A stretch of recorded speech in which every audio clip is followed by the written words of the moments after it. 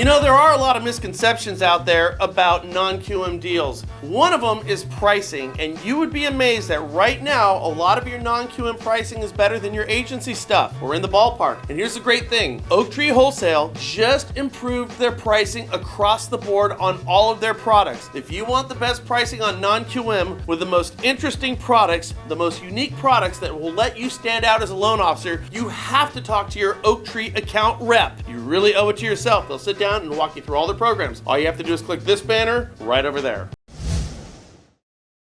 So, you know, I think virtually every economist with a magic ball has been calling for rates to steadily rise. The Mortgage Bankers Association had rates in the mid to high threes by the end of the year. Same thing with Moody's, same as the Fed. I mean, lots of that was going around. Now, I said, if you've been watching my show and my lives, well, let's see what happens with this whole Delta variant thing. Because I figure this thing has the ability to spin people out of control and lead to our elected officials to start locking things down once again. Now, that hasn't happened yet, but there's now a push for a mandatory national mask mandate if cases spike. And if that happens, we're just one step away from limited seating or outdoor seating type of solutions. Those things could come back. Either way, that doesn't have to happen. Just the idea that it could happen and the markets react. So here we go again. Super low rates, scraping the bottom of historic lows as we sit here today. And like the last go around, it's being caused by a virus. So write them and lock them while you can. This is Mortgage Market Boom 2.1 or the MMB 2021. By the way, sequels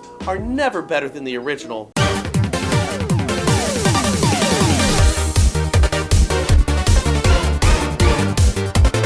But this one could still be pretty darn fun if you guys mark it correctly. So, of complaints filed with the CFPB, what industry do you think leads the way? Payday lenders, mortgage companies, mortgage servicing companies, credit cards, student loans? Nope!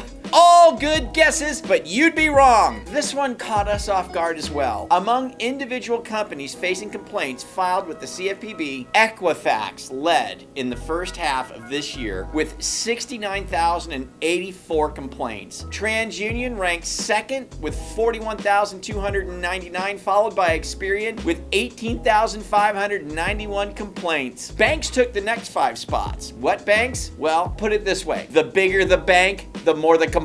Did you know the national average price for an existing house just hit a record at $363,000 in June, which is up 23.4% over the previous 12 months. And right now, as I sit here recording this, we keep hearing that the housing market is cooling off. Oh, it's getting so cold right now. Here's the deal. If you have property values rising nearly 25% in a year, that's not a cooling off market, guys. I don't care if it was 50% appreciation the year before. 23% appreciation in a 12-month period is insane by any metric. Don't believe the hype. So all the talk about adverse risk fee, it's going away, yay, shouldn't have been there in the first place, we know. Or even Jenny's little stunt to add net worth and liquidity requirements for all issuers that would subject non-bank lenders to a 10% risk-based capital ratio with a risk weight of 250% for mortgage servicing rights rule. It's all about how these guys are gonna raise money while providing affordable mortgage programs and keeping the GSEs and the FHA out of harm's way. That's the dance, isn't it? That is, it's a juggling act to do the right thing with the GSEs, with FHA. That's why we find it strange that the new infrastructure bill that's being debated in Washington right now has part of its funding coming from Fannie and Freddie's G fee. Yes, the fee that is to be used for the GSEs to raise capital that is supposed to be used to guarantee investors of mortgage-backed securities that have the implicit guarantee from Fannie and Freddie is going to be used to build an overpass in Akron, Ohio. Awesome, isn't it? Hey Brian, there's some painting needs to be done in my neighborhood. Just go hit up Fannie. Like on those common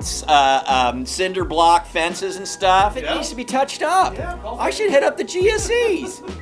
Now, how do we know this stuff? One, they've done it before, and two, a coalition of housing groups that include the NAR and the MBA just sent a letter to Congress asking them not to use the GFE funds. Now, don't you find it very interesting, maybe compelling, odd, I'm not sure the right word to use here, but we've spent the past, 2 or 3 years trying to recapitalize Fannie Mae and Freddie Mac, and it wasn't easy. It's been a decade-long bloodbath to allow the GSEs to behave like companies once again, to retain their own profits. But we did it, man, we did it, and it's been working. Some good decisions and some not so good decisions. But coming up on the midterm elections right now, with nothing but gridlock and partisan fighting in Washington that has all voters on both sides just disgusted with incumbents, they need victories to stay in DC. That's why both Democrats and Republicans are starting to work together on this infrastructure bill, because they want to stay in Washington. What they are not telling you is how they're going to fund it, off the backs of everybody who got or will get a conventional agency loan from Fannie or Freddie. You get to finance this bill over the next 30 years of your mortgage. Congratulations, guys. Here's what I would recommend for all of you.